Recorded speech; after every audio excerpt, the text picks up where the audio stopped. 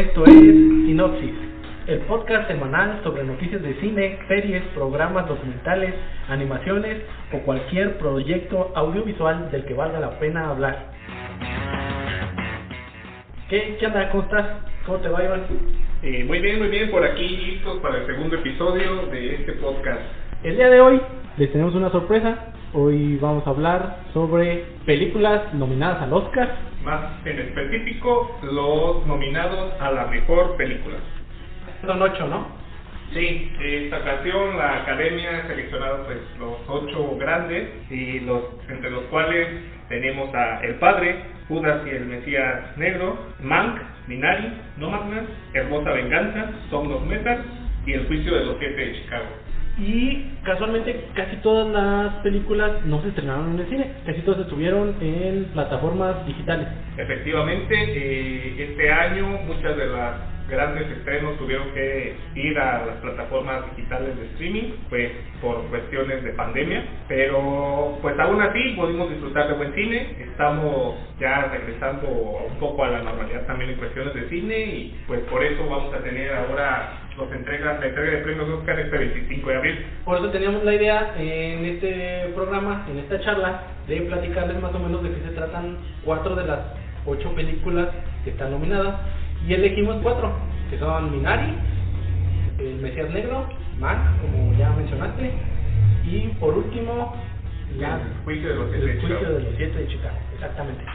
Elegimos estas porque 2 de ellas tienen mucho que ver, en el caso de Juicio de los 7 de Chicago y de Judas y el Mesías Negro. Vamos a tratar hoy solamente 4 por cuestiones de tiempo, para que esto no se haga tan largo y puedan escucharnos más fácilmente. Las otras 4 las veremos en el siguiente capítulo, y todavía nos da tiempo para que las alcancen a ver de aquí a la entrega de premios, y estén al pendiente, estén al corriente. La ventaja es que muchas de estas en esta semana se estrenaron en Cinépolis, que casualmente pues le está metiendo como más reflector a estas películas, porque pues sí tienen estrenos, no tiene nada más que ofrecernos, a excepción de la película de Godzilla vs. Kong, que es como lo que ahorita está llamando la atención en el hit del momento en el cine. Y por ahí también se estrenó otra película del abuelo, o no me acuerdo. Se va a estrenar una del abuelo. Sí, que es de un niño que se pelea con su abuelo, que no tiene mucho sentido, pero pues es para ir a divertir. Es una película divertida, tal vez después les hablemos de ella. Sí. Y en el otro caso había otras de acción, el Protector, una cosa así. Pero en este caso, las que vamos a mencionar son propiamente películas de plataformas digitales, y muchas de ellas ni siquiera han llegado a nuestro país. Es difícil conseguirlas aquí. Algunas sí están, por ejemplo, en Amazon, otras están en Netflix, otras más las puedes conseguir en Google Play, pero la mayoría de ellas, muchas personas que son fervientes admiradores del cine, están optando por más bien buscar en plataformas no legales. Sí, les recomendamos pues mejor optar por lo legal. Intenten ahora sí que verlas y disfrutarlas de una manera legal, para apoyar al cine, ¿no? Para que podamos tener este tipo de... para seguir teniendo material. Este tipo de material. Porque pues de eso viven. El detalle pues es que en ocasiones muchas de las personas no tienen la posibilidad ni los recursos para acercarse a este tipo de producciones, o de verlas en una plataforma pagada. Pues también para ayudarles con eso les vamos a contar más o menos de qué van, para que así decidan cuáles ver, cuáles no ver. Sí, porque para muchas personas que no están acostumbrados a este tipo de cine, que es un poquito más lento, o que son historias un poquito diferentes a la que uno está acostumbrado a ver en la pantalla grande, pues nos cuesta un poquito de trabajo, o les cuesta un poquito de trabajo acercarse a ellas, y piensan en ocasiones que no les van a gustar, o que no tienen una historia buena que ofrecerles. Pero por esa razón nosotros les vamos a platicar más o menos de qué va cada uno, y qué nos gustó y qué no nos gustó de estas películas, para que ustedes digan, pues me voy a aventar a ver 3 de las películas que me recomendaron, y a lo mejor gasto mejor en esas 3, en vez de ir al cine, me compro una hamburguesita, me compro una cervecita, me pongo a verla ahí en la casa, y todo va a ser más relajado y mejor. Sí, ya sin darle tanta vuelta, pues vamos directo, ¿no?, a lo que nos trae el día de hoy. ¿Qué te parece si comienzas hablándonos yo con la de Judas? Sí, ¿qué te parece? Con la de Judas. Mejor El juicio de los 7 de Chicago, porque creo que cronológicamente el juicio de los 7 de Chicago es un poquito antes de los acontecimientos que tienen en Judas y el Mesías Negro. Creo que por un añito de diferencia. Entonces déjame ver mejor la de el juicio de los 7 de Chicago. Va, dale. El juicio de los 7 de Chicago. Esta película es un filme de corte dramático, pero tiene como connotaciones históricas importantes. Entre el elenco está Eddie Redmayne, que ustedes lo pueden recordar en La chica danesa. La chica danesa. Está Sacha Baron Cohen, el famoso Borat. Sí, está así como los más famosillos, Michael Keaton, que tiene un papel importante en la película. También tenemos a Joseph Gordon-Levitt, que lo recordarán de el chico que le rompió el corazón, Maldita Sommer. Sí, que todos dicen que en realidad Sommer le dijo desde el principio que no, pero de todos modos tú lo puedes ver desde la perspectiva que tú quieras. Y ya está generalizado el de odiar a Sommer, así que te odiamos, Sommer. Y entonces está otros actores que no les voy a mencionar porque no los van a identificar, pero tiene un vasto elenco. Y nos cuenta la historia de un juicio de 7 hombres en Chicago. Fin, eso es toda la reseña. Eso es todo. Nos vemos en el próximo capítulo. El director es Aaron Sorkin. Él nos ha traído otras producciones muy buenas.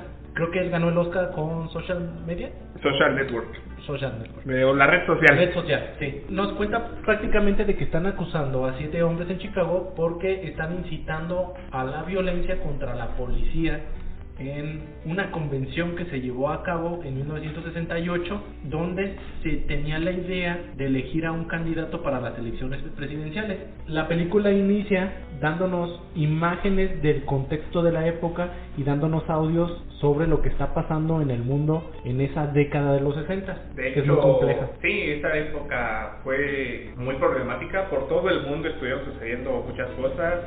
Cabe recalcar, por ejemplo, el caso de la masacre de Tlatelolco aquí en el 68, que también, pues, de hecho, comparte el mismo año que la película. Sí, y de hecho están pasando cosas como despertares importantes en Francia, en Polonia, donde la sociedad se está haciendo más partícipe de pedir derechos civiles y por otra parte de exigir derechos sociales. El contexto estadounidense pues no es la excepción, y exactamente en esta época, en esta década de los 60, pues pasan un montón de cosas.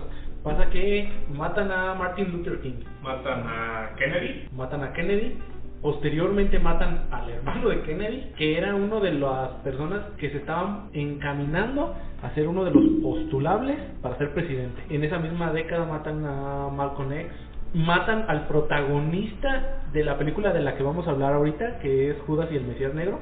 Y todo casualmente pasa a la segunda mitad de la década de 1960 en Estados Unidos.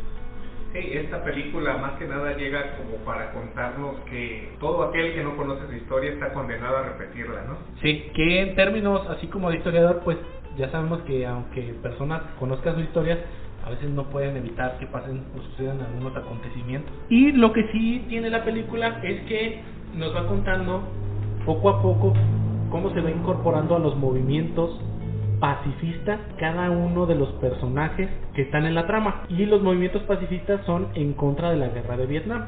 Es prácticamente lo que están pidiendo estas personas. Tenemos que en esta sociedad estadounidense, en esta época, hay un montón de personas que quieren que la intervención que se ha hecho en Vietnam cese y que se atiendan las verdaderas problemáticas que tiene la sociedad americana, y que no se gaste o se invierte el dinero de sus impuestos en mandar a la guerra a un montón de jovencitos, a un montón de personas. Sí, que más que no están rompiendo lazos familiares, que están rompiendo las vidas prometedoras de algunos jóvenes, ¿no? Sí, todo por un discurso nacionalista, por miedo contra el comunismo, por miedo contra el socialismo, y porque principalmente tienen este proceso de la Guerra Fría en el que está inmerso dos modelos económicos, que es el sistema comunista y el sistema capitalista. La película pues gira totalmente en base al juicio, al juicio de estos 7 personajes, en el que pues hay muchas mentiras, manipulaciones, empiezan incluso pues a manipular al jurado. Sí. Todo pues con el fin de encerrar a estos 7 personajes, ¿no? Tengamos en cuenta que las instituciones principales que hacen este tipo de actividades pues es el FBI a través de la intimidación, y la otra es el Servicio de Inteligencia de Estados Unidos, que está viendo, investigando, espiando o manipulando a personas para que estos movimientos no tengan un triunfo fácil o para que se disuelvan propiamente. Las actuaciones dentro de la película son muy buenas. Cada una de las personas que interpretan sus papeles fueron excelentemente reclutados, es decir, el reparto está muy bien seleccionado, porque aparte de parecerse físicamente con las personas que están interpretando, están tomando muy bien las personalidades a través de estos videos que están grabados de dichas personalidades. Sí, cabe recalcar que de hecho, por ejemplo, el caso de Sacha Baron Cohen, sí, nos logra retratar que no solamente está hecho para personajes cómicos. Realmente Sacha se roba la película. Él le da un toque especial a la película, porque en el papel que está interpretando, aparte de parecerse mucho a la persona que está interpretando, es el narrador. Y es el narrador que lo hace de una manera fresca, lo hace de una manera también potente, puesto que sus narraciones son sencillas, pero culminan con un poder muy grande, ya que tienen una crítica y una sátira o hasta sarcasmo en cada uno de los cuestionamientos que está haciendo en su relato. Otra cosa importante que hay que mencionar respecto a la película es que estuvo para ser lanzada anteriormente, pero no se concretó el proyecto, ya que el director Sorkin tenía la idea de que la dirigiera Steven Spielberg. Sí. De hecho, Steven Spielberg, por cuestiones de agenda, sí, entre otras cosas, pues tuvo que salirse del proyecto. Sí. Y le dijo, vas. Lo tienes que hacer tú, porque ya había visto algunos de sus proyectos y algunas de sus presentaciones. Le dijo, tal vez tú eres el guionista y todo, pero tú tienes la capacidad. Sí, por eso tiene como algunas tendencias de lo que hace Steven Spielberg en sus películas. Pareciera que los diálogos son así muy precisos, que están hechos como para que cuadren el uno con el otro. Sí, o sea que está hecha perfectamente como está para muy bien cuadradita. Todo lo que la academia quiere para darle el premio. Sí, es una de esas películas que ves y dices, wow, está muy bien hecha, y que dices, bueno, la puedo volver a ver. Sí. Y si alguien más la está viendo, te quedas y la sigues viendo. La sigues viendo, la vuelves a ver. Tuvo problemas específicos porque también en 2008, creo que sí, en 2008, sí me parece, hubo una huelga de escritores y hubo una huelga ahí importante de personas en el cine que no permitieron que muchos de los proyectos salieran a la luz. Sí, esto le detuvo por un tiempo. Es una película interesante que contextualiza esta década de los 60, que la deja un poquito de lado, pero lo que sí nos está presentando la película, más que contarnos la historia en la década de los 60, es extrapolar eso que nos está dando a nuestra época actual. Muestra cómo la juventud, esa juventud, está buscando algo que necesita, que quiere, que cree que es correcto. Y algunas personas han pensado que las juventudes pues nunca se equivocan, porque las juventudes siempre están pidiendo pues lo que necesitan.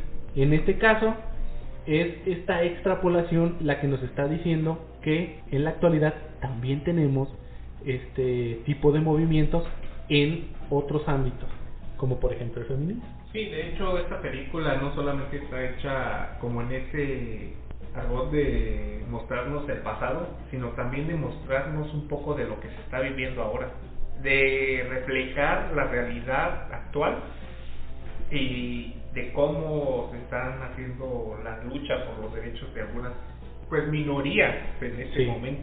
Todo por los derechos sociales que se supone, y los derechos civiles que se supone que deberíamos de tener. Lo que sí podemos decir de la película es que es recomendable, y más si tú tienes Netflix, puedes acceder a ella de una manera más fácil, y te aseguro que no te vas a aburrir con ella. Me gustaría decir que esta película es una de las principales encaminadas para ganar el Oscar, por cómo está construida, porque está construida para los Oscars. Sí, está construida para ganar el Oscar, para ganar la mejor película. De hecho, como lo mencionas yo, es yo creo que de las más fuertes candidatas. Por cómo está armada, no realmente porque sea una muestra artística excepcional, sino porque es un producto muy bien elaborado. Está armado ahora sí que con escuadra para encajar en los estándares de la academia. Reúne muchos requisitos que pide la academia para ser considerada y para ser postulada como una de las mejores. Sí, porque por gustos, no voy a decir que por ejemplo para mí tal vez no sería la ganadora, sí, pero creo que podría ser para la academia una de las de los últimos 3 finalistas. Sí, porque la tiene ahí difícil. Yo creo que si tú no tienes mucho que hacer y tienes la oportunidad de ver esta película, esta sí la puedes ver en una plataforma digital sin salir de tu casa. Sí, Netflix está ahí a 2 clics del botón. O ya bien si lo estás pagando, te lo están pasando o te lo estás robando, puedes acceder a ver esta película. Completamente recomendable. Está nominada de hecho a 6 premios, si no me equivoco. Okay. Entre ellas lo que fue mejor película, mejor actor y mejor guión. Los otros 3 ahorita de momento no recuerdo cuáles son, pero esos 3 son como los más importantes que tiene, ¿no? Por último, decir que esta película complementa o comparte mucho del contexto de esta década de los 60 con la película de Judas y el Mesías Negro, que posteriormente vamos a platicar de ella, que nos va a poder dar piezas importantes para poder entender el contexto de una y el contexto de otra, y que nos va a hacer más interesante el acceder a reproducir este contexto. Sí, pues de hecho, hablando aquí de lo que dices de Judas y el Mesías Negro, pues vámonos de largo, ¿no? Con Judas y el Mesías Negro para que para que se unan y veamos cómo comparten ese contexto histórico. Hace como unos 2 meses vi el tráiler de esta película de la que vamos a hablar, Judas y el Mesías Negro, y desde que vi el tráiler me pareció interesantísimo el tema que iba a tratar propiamente la película. Debo decir que ese tema en específico que está tocando, a mí me gusta un buen. La película empieza con una como recapitulación también de lo que pasó en la década de los 60 en Estados Unidos. Por eso tiene mucho que ver con el juicio de los 7 de Chicago. Sí, digamos que continúa con la historia histórica. Sí, desde otra trinchera, desde otra modo de combate, digámoslo así. Y tiene todo que ver con la comunidad afroamericana. Y al inicio de la película nos avientan unas frases importantes que tienen que ver con la conciencia que tiene el protagonista, que se llama Fred Hampton. Y te voy a leer una de las frases que manejan dentro de la película. A ver. En uno de los discursos más importantes. Y dice: puedes encarcelar a un revolucionario, pero no puedes encarcelar la revolución. Puedes asesinar a un libertador, pero no puedes asesinar a la misma libertad. Esas palabras las dio en un discurso Fred Hampton, presidente de las Panteras Negras en Illinois, en Chicago, antes de su muerte. Personaje muy importante dentro de este movimiento. Sí. Y entonces la película trata prácticamente sobre la vida de este personaje, pero dentro del título, como ustedes lo sabrán, tiene esta idea de Judas y el Mesías Negro. El Mesías Negro es Fred Hampton. ¿Y el Judas? El Judas es un personaje de apellido O'Neill. Entonces, lo que quiere hacer Sacha King en esta historia biográfica y dramática es contarnos de manera respetuosa pero poderosa y muy bien informada la historia de una traición, una que en cuestiones argumentales pareciera mucho la que sufrió Jesús con la traición cristiana. Por eso ahí el Judas. El Judas, sí. Es esta situación de donde toma su nombre. Judas y el Mesías Negro relata los sucesos ocurridos en Chicago a finales de la década de los 60, esta década que tiene muchos movimientos sociales. Una época con muchos problemas, sinceramente. Donde el partido de las Panteras Negras de Autodefensa, que es una organización nacionalista, negra, socialista y revolucionaria, comenzaría actividades que tenían que ver con conformar patrullas para vigilar que los policías no se pasaran de lanza. O sea, que los policías no abusaran de su poder y que estos policías no usaran la violencia en contra de la comunidad afroamericana, es decir, la brutalidad. Esto que está pasando también a últimas fechas sigue pasando. Principalmente el movimiento empezó en Oakland, en California, y tiene todo que ver con la segregación de estos barrios de Oakland con personas que se pensaban que no eran gratas y que también eran pobres. Estos movimientos sociales que tenían las Panteras Negras, que tenían una idea, como ya lo mencionamos, socialista y revolucionaria, pues no le venían bien al gobierno estadounidense. Y por medio de la asociación del FBI, es decir, la Oficina Federal de Investigaciones, que en ese entonces era dirigida por Edgar Hoover, declaró que el partido era la mayor amenaza interna de seguridad que tenía el país. Pensaban que Fred Hampton tenía el potencial de unificar las luchas sociales de los pacifistas, de los comunistas, de los negros y de muchas de las comunidades minoritarias que eran segregadas hasta el momento. Hizo un programa llamado COINTELPRO, que debe de estar en inglés, pero en realidad este programa lo que tenía que hacer era vigilar a estas personas que eran como personas no gratas o sujetos pues no gratos, y utilizar tácticas para vigilarlos, para infiltrarse en sus movimientos, acosarlos y intentar hacer que no lograran su cometido. Utilizaban el acoso policial, incriminaban a personas en delitos, desacreditaban a los militantes, criminalizaban propiamente al partido, que eran violentos, que tenían armas, etcétera, etcétera. Y todo esto era como para drenar los recursos que tenían para captar a más gente y tener más materiales o más recursos para poder hacer su lucha. En este contexto, el director pues nos muestra los acontecimientos en donde William O'Neill, el infiltrado, el Judas, que es interpretado por la Kay Stanfield, que lo hace de una manera muy buena. En la película es un criminal menor, y haz de cuenta que al inicio de la película este criminal se intenta robar un vehículo, pero ahí disfrazado por parte del FBI, ¿no? O sea, como que intenta hacerse pasar por alguien que no es. Se intenta aprovechar de esta fama que tiene el FBI para hacerse de un vehículo de otro afroamericano, entrando a un bar, enseñándole la placa y diciéndole que su coche tiene un reporte de robo y se lo quiere llevar, pero lo agarra. Sí, no le sale el plan como él quería. No le sale.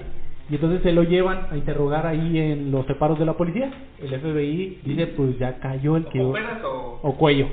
Y cuando le están haciendo una entrevista y diciéndole a cuánto asciende la cuota en cuanto a lo que va a pagar en la cárcel, le dicen, pues por el robo te vas a llevar un año. Sí, es poquito, pero por la falsificación de los documentos es donde viene lo bueno. Sí, ahí te va a caer la buena. Esta persona, como lo están intimidando, le están diciendo que prácticamente va a estar en la cárcel durante 6 años. Pero le dicen que hay una forma en la que puede salir libre en ese mismo momento. Y pues ustedes ya se imaginarán, lo que están haciendo con esta persona es intentar infiltrarlo al movimiento de las Panteras Negras para que les dé información. Es un topo, pues. Es el Judas. Es el Judas. Por eso esta idea de ponerle Judas y el Mesías Negro. Se infiltra al movimiento, este señor O'Neill se hace tan cercano al líder, al presidente, al señor Fred Hampton, que se gana su confianza y empieza a reportarle al FBI todas las acciones que está teniendo este señor Fred. Todo lo que le preguntan, él responde, y a su favor está teniendo un premio monetario. O sea, le están pagando por esta información. Se lo llevan a comer, le dan un vehículo, sí, le dan dinero, y pues él está encantado, pero poco a poco se está empapando de las ideas que tiene Fred Hampton, de la idea que tiene para, primero que nada, hacer que este movimiento despegue, y en segunda, para mejorar también la comunidad, ¿no? Para mejorar la comunidad. Y entonces es cuando las cosas se empiezan a poner un poquito complejas, porque si bien O'Neill no tiene una conciencia social bien desarrollada en cuanto a la lucha afroamericana ni en cuanto a las ideas socialistas, Lo que sí se está dando cuenta es que Fred Hampton no es una mala persona ni es un peligro social, porque está aportando mucho a su comunidad. Es alguien que ve por los demás y que simplemente quiere lo mejor. Y bueno, más adelante con el tiempo, la relación entre Fred y el señor O'Neill se hace cada vez más estrecha, tanto así que cuando acusan a Fred Hampton de haberse robado helado por un monto de aproximadamente $70 y encarcelado por el mismo, el que hereda el cargo dentro de la Asociación de las Panteras Negras prácticamente es O'Neill, y es O'Neill el encargado de mantener a flote esta sociedad de las Panteras Negras, este partido propiamente de las Panteras Negras en Chicago. Al estar Fred en la cárcel, pues muchas de las situaciones que tiene el partido se están tornando un poco complejas. Tienen unos tiroteos, unas personas han muerto por cuestiones de meterse con la policía, otros más exigiendo justicia. Entonces las cosas están un poquito difíciles. Lo que va a pasar es que tiempo después tienen una apelación para que liberen a Hampton y logran liberar. Pero la situación dentro del partido pues es muy compleja. En el caso de las actuaciones, tengo que decir que el señor que interpreta a Hampton, Daniel Kaluuya, da muy buena actuación, tiene una muy buena actuación. Él ha tenido buenas actuaciones en lo que lleva de su carrera, pero me quedo con la actuación de la que él está haciendo. ¿Por qué? Porque en los ademanes, en su físico, en sus diálogos, se puede apreciar que está verdaderamente metido en un problema, que por una parte aprecia a Fred Hampton y no lo quiere traicionar, pero por otra parte está siendo chantajeado y está siendo orillado a que haga este tipo de actividades en contra del que podría ser su amigo. Lo que nos deja la película es que el villano propiamente no es O'Neill. Según mi perspectiva, el villano principal es el Estado, el villano principal es el FBI. Sí, ellos tienen mucho mal que aportar aquí. Y pues propiamente esta película se presta a contarles un poquito de la trama y un poquito de las cosas que van pasando, porque toda la sinopsis que nos están dejando, por ejemplo, los cines o que encontramos en internet, nos cuentan propiamente la historia, que se puede contar en un párrafo. Sí, es una historia sencilla la que están contando, y no te están, ¿cómo decirlo?, ocultando una trama para que te sorprendas, sino solamente te están encaminando en sucesos históricos a través de la imagen y la dramatización. Sí, esta película pues más que nada sigue la misma línea de la que ya comentamos antes. Sí. Nos sigue contando un contexto histórico. Si tal vez ustedes no ubican a Daniel Kaluuya en algún otro personaje anterior, tal vez si se acuerdan de Black Panther, por ahí lo ubicaron. Sí, algo que hay que decir respecto a la película, a mí me pareció una buena película, a mí me gustó, porque el tema que toca me gusta. A lo mejor a personas no les gustará este tema porque pues no están conectados con el mismo. Sí, son cosas más históricas. Pero las actuaciones son de primer nivel, por lo menos en los dos protagonistas, porque no me atrevo a decir que hay un antagonista, son dos protagonistas.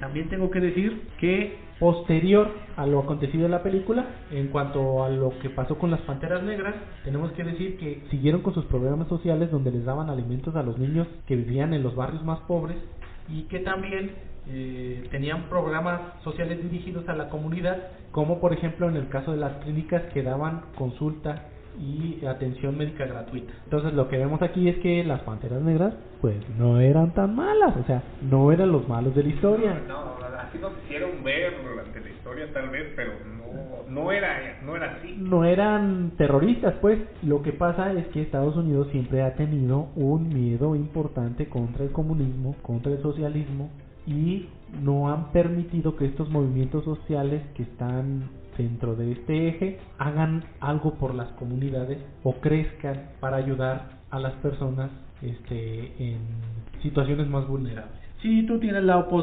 posibilidad de ir a ver esta película, está en Cinépolis, perdón. Se acaba de estrenar hace algunos días, tiene poquitas funciones, es totalmente recomendable si lo que tú quieres es un drama con cuestiones históricas inmersas en la misma.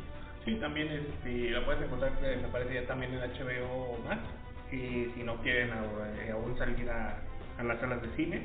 Otra de las grandes nominadas al Oscar este año es Minari.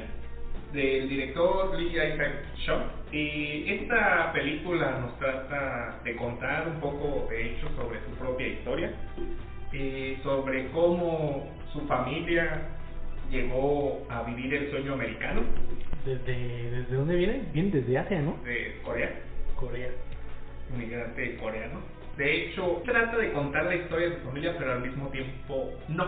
O sea, le mete un mensaje ahí. De hecho, entrevistas que le han hecho, él cuenta que lo que intenta relatar más que su familia es la historia de las familias coreanas que han llegado como inmigrantes a vivir ese sueño americano. O sea, es una historia como generalizada, por así decirlo, de esos inmigrantes que han llegado a este país. Entonces, lo que quiere dar es como un ejemplo, bueno, quiere ser ejemplar con la puesta en escena.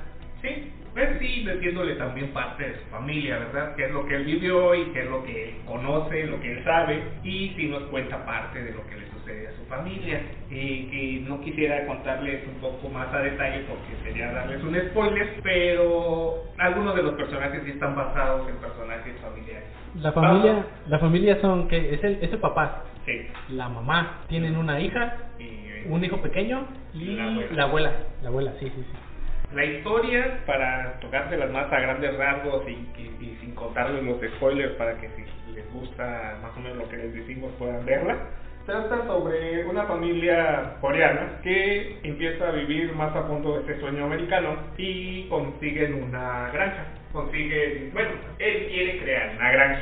Porque no parece granja, es como una traila. Sí, es como una traila ahí puesta ahí. Empieza con un pequeño trailer y tiene un amplio jardín, dice él. Sí, que es ahí donde como el bosque. Que es ahí donde empieza a hacer su granja. Y son una familia que de lo que viven es de separar pollitos. Así, hay unas granjas grandísimas que separan los pollos entre ser hembras y machos, ¿no? Y los separan así en cajitas. Sí, los separan porque, dato curioso, si a lo mejor no lo sabían, bueno, yo creo que algunos de ustedes sí, los machos tienen peor sabor que las gallinas. Ah, ¿eso no sabía? O sea, te lo dicen. Es un dato que ahí comentan en la película, que por eso los separan, porque los machos no tienen tan buen sabor. No puse atención en esa parte. Entonces, los pollitos machos no tienen tan buen sabor, entonces por eso los separan. De hecho, también se nota que los machos no tienen ni buen sabor, ni tampoco sirven para dar huevos, entonces pues no son tan buenos. Entonces los machos nomás sirven para pelear. Sí. Peleas de gallos clandestinas. Lo que sé de la película es que es de la década de los 80, ¿no? Ajá, sí, nos relata una época anterior y nos cuenta cómo esta familia cotidianamente vive su vida. Empiezan a tener pues los distintos problemas que llevan pues a tener casi cualquier familia y cualquier pareja que se enfrentan ante la adversidad de tener falta de recursos. Y aparte de todo están en un país que no es el suyo, o sea, es difícil por el hecho de abandonar cualquier cosa que tú tengas en tu país con tu gente y que te vayas a ir así sin nada a vivir a otro país donde no conoces a nadie y el idioma es una limitante importante. De hecho, en la granja en la que ellos terminan cayendo hay varias personas pues también de su origen. Una de ellas se hace amiga de la señora, pero aquí el centro se lo llevan dos personajes. Sí. Se lo llevan el pequeño niño de la familia y la abuela. La abuela es un personajazo y por dicha razón la abuela está nominada, ¿no? Sí, me parece que de hecho tiene una nominación. De hecho el niño ahorita es la revelación de las revelaciones actorales jóvenes.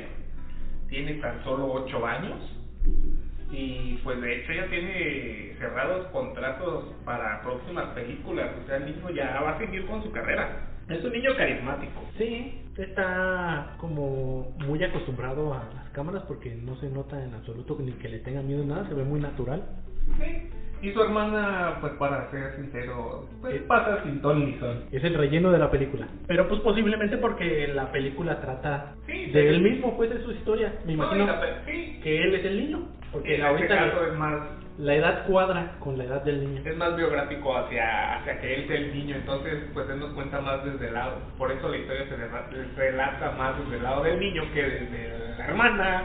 Y por eso tiene más foco. Y me imagino que por dicha razón, la abuela también tiene más foco. La abuela también está más presente. Porque tenía un poco más de relación con su abuela. Sí. Minari tiene este nombre por una plantita, sí, lo que se le conoce como nabo de agua. es como nabo o apio, es algo así. Y entonces muy comúnmente esas plantitas son utilizadas en Corea para alimentarse, pero como en estratos bajos. Sí, sobre todo porque esto crece en cualquier lugar que haya agua. Sí. O sea, no necesita mucho cuidado, nomás con que tenga una... Es como las acelgas o las verdolagas mexicanas, Sí, o sea, que crecen donde quiera. esto no necesita tanto cuidado y de hecho la abuela es la que llega con... porque la abuela llega a vivir con ellos y es la que le lleva esta plantita para poder plantarla y tener algo de su país cerca. Sí, eso es lo que le da el nombre. No se centra en eso la película, pero eso le da el nombre, digamos. Pero me imagino que sí tiene que ver porque el hecho de que esta planta sea pues un alimento para personas de escasos recursos, pobres o de estratos bajos, o muy común pues para ellos, sí tiene que ver con la idea que quiere dar el director. Sí, a lo mejor es como la alegoría a lo que está viviendo, pero no se centra pues digamos en el desarrollo de la planta. No, claro, no. Pero sí es importante mencionar ese aspecto. Yéndonos a otro aspecto, realmente la película tiene muy buena fotografía, es muy cálida, pero siendo sincero, esta película es lenta. Sí. Es lenta. Entonces... Tan lenta como para que si te distraes un poquito, le pierdes el hilo. Y de hecho, te da sueño. Sí, hasta te podrías dormir. Aquí lo interesante es que esta película retrata la cotidianidad de muchos inmigrantes. Sí. Pero... le daba otro grupo. Sí, pero esta película, si ustedes no están acostumbrados, familiarizados, sí, pues los va a aburrir. Siendo sincero. Sí. Si no están acostumbrados a películas de trama lenta, los va a aburrir y van a pensar que la película es mala y pudieron haber invertido su tiempo en otra cosa. Y ya ves que habíamos comentado en algún momento que habíamos pensado que estas películas más que nada las ponen ahí como por el hecho de la inclusión. Sí, que ya está tan que ya desde el año pasado que tuvimos ahí a Parasite peleando en los Oscars, que de hecho Parasite sí es mejor, es mucho mejor. Parasite es muy buena. Pero parece ser que esta película está en la categoría para decirle al mundo de parte de la academia, ¿saben qué? No estamos viendo solo al mercado americano y sus producciones. Siempre tenemos tiempo para ver una más. Sí, estamos abriendo nuestra visión al mundo. Entonces, Minari no es la gran película desde nuestro punto de vista. Sí, no es la gran película. No creemos que vaya a ganar el premio. No. Pero se agradece que se esté viendo a otros mercados, no solo al mercado estadounidense, para ser nominado. Y que podamos conocer otras historias de otros tipos de cultura que se acercan a la cultura occidental, porque pues eso se agradece para poder nosotros también conocer un poquito de la cultura de los orientales. Sí, otros países, no solamente los orientales, de hecho esto también nos abre la puerta para que incluso películas de Latinoamérica puedan llegar a estas instancias. Sí. O sea, eso es lo que es rescatable tal vez de esta película. Y otra cosa muy importante, que eso ya se hace como leyendo entre líneas, y más que nada lo que nos deja la película y que creemos nosotros, es que en gran parte Minari también rompe un estereotipo de que los migrantes llegan a invadir y a robar trabajos, porque en realidad el papá lo que tiene la idea es de contribuir a esa nueva sociedad a la que está llegando. Sí, él viene con la idea de trabajar y es muchas veces lo que muchos creen, como ya comentaba yo, que los inmigrantes solo vienen a robar o vienen a quitar oportunidades. Sí, es esa cuando ellos vienen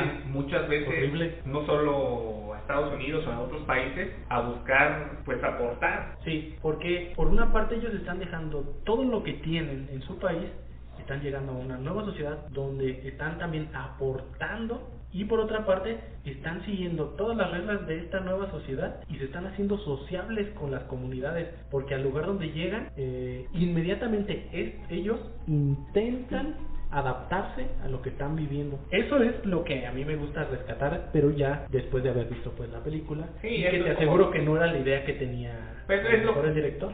A lo mejor tal vez no directamente, pero sí intentaba proyectar algo de eso. Sí, y eso es muy bueno. Sí, ya para cerrar, a lo mejor de hablar de Minari, solamente me gustaría mencionar los Oscars a los que está nominada. Son 6, que no son pocos. Son mejor película, mejor director, mejor actor, mejor actriz de reparto, mejor guion original y mejor canción original. Que yo siento que la de actriz de reparto es ahí pues donde va a estar compitiendo un poquito más. Sí, es donde tiene más posibilidades tal vez. Esa es donde va a estar ahí compitiendo un poquito Sí, más. tal vez pueda ser una de las opciones en las que sí llegue a ganar uno de los premios.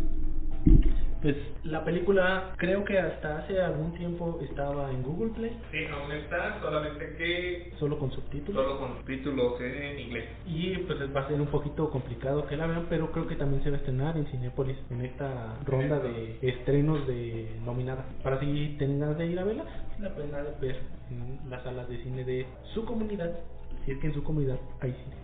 Teniendo mucho cuidado. Sí. ¿Qué te parece si pasamos a la siguiente? La última película de la que vamos a hablar pues es Mank. Esta película tiene 10 nominaciones, es la que mayor cantidad de nominaciones tiene el Oscar esta vez. Es como El Señor de los Anillos. Sí, algo así. Ben-Hur, creo que Ben-Hur también tuvo varias. Sí, esta película dirigida por David Fincher, el director de Seven, Zodiac, Social Network, Perdidas últimamente, e incluso que está también involucrado en Benjamin Button y Mindhunter. Mindhunter es una seriesota. Se nos ofrece en Mank una de las opciones para ver en este año. Está en Netflix.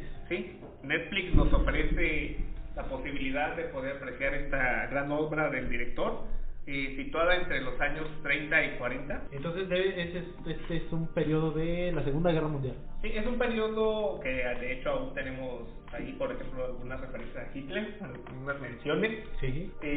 Esta película, para darles un pequeño contexto histórico, se sitúa cuando en Hollywood había grandes magnates, que ellos eran quienes decidían el contexto político, social y que tenían mucha influencia durante lo que pasaba. Y de hecho parte de la película nos habla sobre eso. Y también esta película hay uno de los personajes que, si bien en la película no tiene tantos minutos, también es muy relevante. ¿De quién estoy hablando? De Orson Welles. Orson Welles es el que nosotros conocemos más por La Guerra de los Mundos.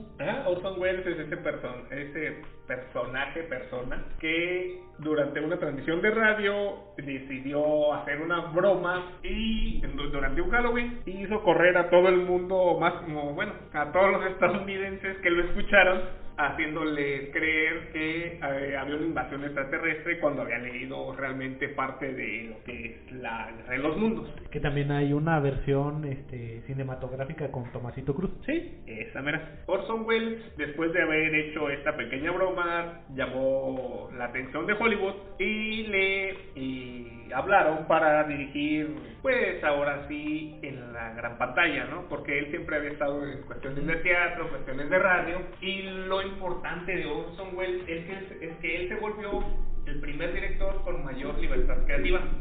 O sea que le dieron rienda suelta. Sí, de hecho a él le dijeron, tú puedes hacer lo que quieras, casi. Aquí está el dinero y dale. Ok. El estudio que le dijo esto fue pues la RKO, se convirtió en el cineasta mejor pagado y con mayor independencia en la historia del cine americano, y eso cambió mucho las cosas. ¿Y para qué obra fue esto? ¿Para qué película fue esto? Pues para la que es considerada para muchos como la mejor película de todos los tiempos, El Ciudadano Kane. 1941. Así es. Este film fue protagonizado, dirigido y escrito por él. Según él. Porque realmente él creó un gran equipo de personas, pero se robó los títulos de muchos. Entre ellos, el de Mank, el de Malkovich, nuestro protagonista de esta película. Que en realidad era el guionista de Ciudadano Kane. Él le robó, no directamente le robó porque también estuvo involucrado en el guión, pero Malkovich fue el principal creador del guión de Ciudadano Kane. Tanto así que en algún momento durante las premiaciones de los Oscars fue donde obtuvieron uno de los premios. Sí. O el premio. El premio a mejor guión se lo llevó esta película de Ciudadano Kane, que aunque es considerada la mejor de todos los tiempos, ese es el único premio que se llevó. Sí, y lo recibieron de manera conjunta, ¿no? Sí, se recibió conjunta por separado. Sí, no estaban muy de acuerdo. Sí, ya se habían peleado. Pues imagínate a Malkovich diciendo, pues déjale, doy la mitad de mi trabajo a Orwell, que en realidad no hizo nada. Sí, de hecho, dentro de la película hay un momento en el que le dice claramente, este es el mejor trabajo de mi vida, pero no voy a tener créditos acá, y por eso pues ahí empieza como que la pelea por obtener sus créditos, ¿no?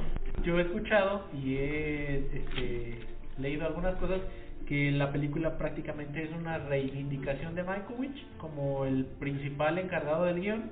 Sí, en esta película Gary Oldman, que es el encargado de dar vida a Bank, realmente con unos diálogos muy bien construidos, logra introducirnos a los sets de Hollywood de esa época. Y también, irónicamente, esta película, aunque es sobre un guionista, de lo que más carece de su guión. Sí. ¿Por qué? Porque pues tiene muchas subtramas y empieza a perdernos entre ellas, y también el problema más grande es que no nos explica quién es cada personaje. Sí. Nos lo deja a nuestro libre conocimiento o a que nosotros investiguemos quién es cada persona, y pues no todos nosotros tenemos el contexto de lo que sucedió o quiénes son los involucrados en el tema. Pero a lo mejor eso tiene respuesta por el hecho de la situación que tuvo ahí con su papá, el señor Finch.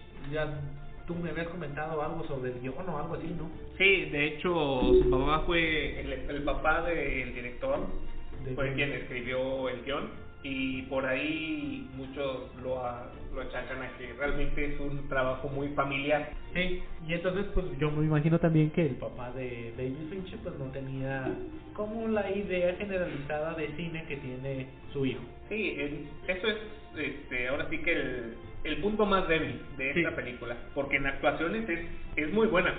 David Fincher es muy bueno en los detalles. Sí, David Fincher cuidó detalles del apartado técnico, como pues la fotografía, las locaciones, los sets, la reproducción totalmente de los vestuarios, la ambientación. Yo leí realmente la iluminación es muy buena, sinceramente. Leí en algún momento que para hacer el vestuario, antes de todo tenían que probarlo con monocromáticos en el celular para ver cómo se iba a ver en las tomas de... Sí, de hecho, esta cuestión monocromática es muy interesante porque toda la película es en blanco y negro. Dato importante que no nos había dicho. Sí, creo que no les había comentado desde el inicio esto. Toda la película es en blanco y negro, emulando de hecho a la época, y también emulando un poco a esta cuestión del Ciudadano Kane, que haciendo como un homenaje. Sí, porque incluso recrea algunos de sus planos o de sus escenas, ¿no? El sonido también intenta verse como, o escucharse más bien dicho, como el de la época. Sí. Por lo que esta película tal vez no es para todo el público. Es más como enfocada tal vez para aquella gente que le gusta más el cine, como los amantes del cine, como los cinéfilos, y que tienen un poco más de conocimiento de la época. Entonces, podríamos decir que puedes ver Mank sin haber visto Ciudadano Kane. Sí, pero si ves Ciudadano Kane te da una mejor perspectiva. Entonces, la recomendación es que veamos Ciudadano Kane y después nos aventemos Mank. Sí, para que la comprendamos mejor, y también, pues obviamente después de escuchar este podcast, tal vez comprendan un poco más la situación de lo que se estaba viviendo en ese entonces. En términos generales, ¿tú recomiendas ver Mank? Sí, Mank es muy buena película en la cuestión actoral. De hecho, Amanda Seyfried hace muy buen papel también. Sí. Pues esto también le valió su nominación al Oscar como de Gary Oldman ni vamos a hablar porque Gary Oldman es garantía. Hace un papelazo. Él es el que nos logra dar el contexto general y el que logra introducirnos y hacernos sentir como que realmente estamos en los sets. Pero sí es una película que hay que tenerle bastante atención, porque si no nos podemos perder en las subtramas. Es como una película especializada. Sí, si no mantenemos la atención constante a la película, nos vamos a perder, sinceramente. Sí, ok. Entonces, recomendación, ver Ciudadano Kane. Hay que ver Ciudadano Kane, está en Amazon Prime, la puedes rentar ahí. Y después, pueden ver más, para que sinceramente puedan tener un mayor contexto de lo que está pasando. Y si ya escucharon este podcast, pues es más fácil entender lo que está pasando propiamente en la época y con los protagonistas propios de la historia, y independientemente de lo que hizo Orson Welles y de lo que hizo Malkovich. Sí, de hecho, pues después la historia de Mank se vuelve un poco más triste lo que le sucede, Es que problemas, como que empieza con los excesos y todo eso, ¿no? Sí, pero bueno, no es tan spoiler porque ya sucedió y esto es una cuestión biográfica, ¿verdad? Sí, sí. Yo creo que con eso terminamos las cápsulas de las películas. Sí, con esto dejamos por este episodio todo lo que todo referente a los Oscars. Pero para el siguiente episodio nos vamos a aventar otras 4. Sí, y vamos a tratar lo que son las 4 restantes, que según mis cálculos es El Padre, Hermosa Venganza, y Sonido del Metal y Nomadland. Sí. Entonces para la próxima dejamos esas 4 películas, que también tienen mucho que contar y que también son recomendables para que ustedes las vean. En esta ocasión nada más nos aventamos 4 por cuestiones de tiempo.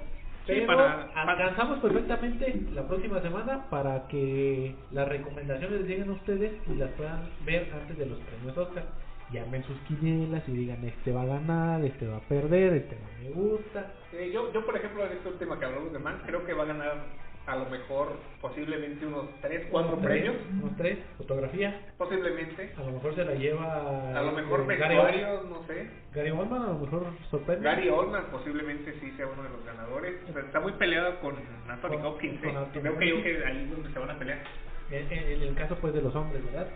Y pues nada más. Recordarles que nos pueden seguir en Instagram.